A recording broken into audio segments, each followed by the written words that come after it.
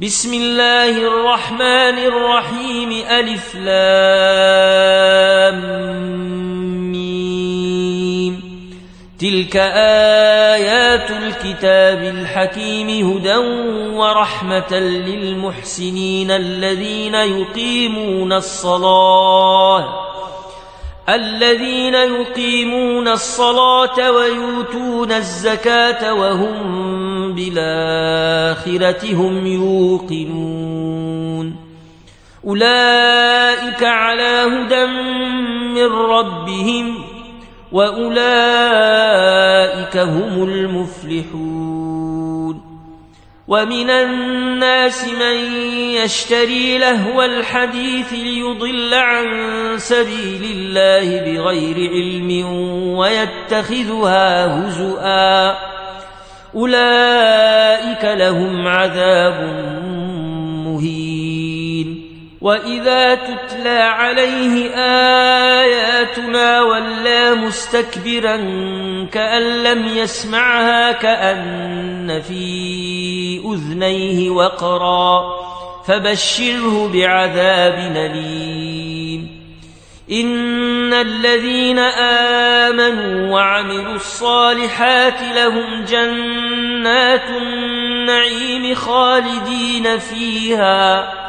وعد الله حقا وهو العزيز الحكيم. خلق السماوات بغير عمد ترونها وألقى في الأرض رواسي أن تميد بكم وبث فيها من كل دابة، وأنزلنا من السماء ماء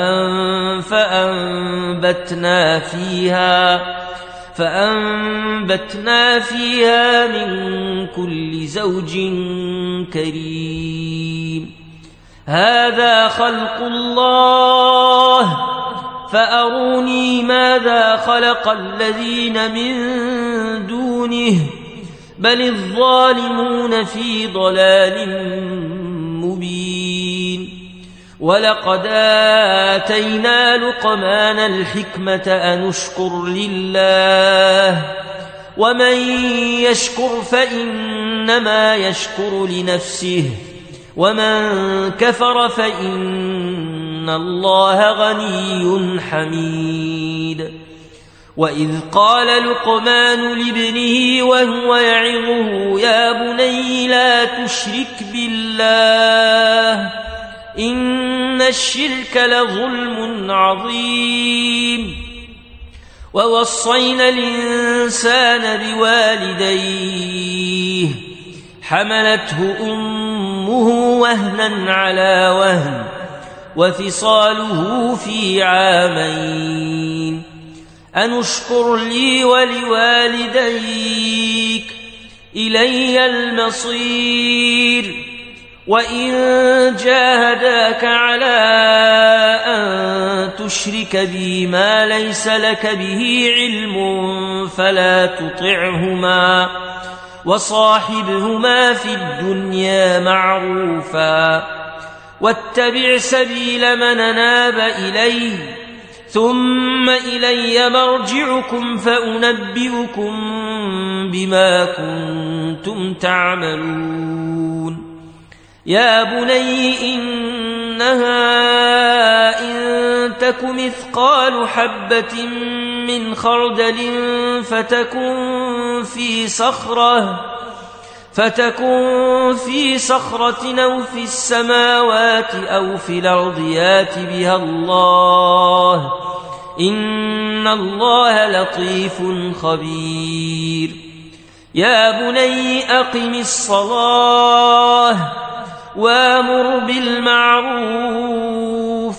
وانه عن المنكر واصبر على ما أصابك، إن ذلك من عزم الأمور. ولا تصاعر خدك للناس ولا تمش في الأرض مرحا،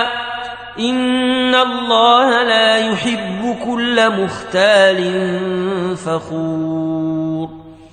واقصد في مشيك واغضض من صوتك إن أنكر الأصوات لصوت الحمير ألم تروا أن الله سخر لكم ما في السماوات وما في الأرض وأسبغ عليكم نعمه ظاهرة وباطنة ومن الناس من يجادل في الله بغير علم ولا هدى ولا كتاب منير وإذا قيل لهم اتبعوا ما أنزل الله قالوا بل نتبع ما وجدنا عليه آباءنا أولو كان الشيطان يدعوهم إلى عذاب السعير ومن يسلم وجهه إلى الله وهو محسن فقد استمسك بالعروة الوثقى وإلى الله عاقبة الأمور ومن كفر فلا يحزنك كفره إلينا مرجعهم فننبئهم بما عملوا إن الله عليم بذات الصدور نمتعهم قليلا ثم نضطرهم إلى عذاب غليظ ولئن سألتهم من خلق السماوات والأرض ليقولن الله قل الحمد لله بل أكثرهم لا يعلمون لله ما في السماوات والأرض إن الله هو الغني الحميد ولو أن ما في الأرض من شجرة أقلام والبحر يمده من بعده 7 أبحر ما نفدت كلمات الله إن الله عزيز حكيم ما خلقكم ولا بعثكم إلا كنفس واحدة إن الله سميع بصير ألم تر أن الله يولج الليل في النهار ويولج النهار في الليل وسخر الشمس والقمر كل يجري إلى أجل مسمى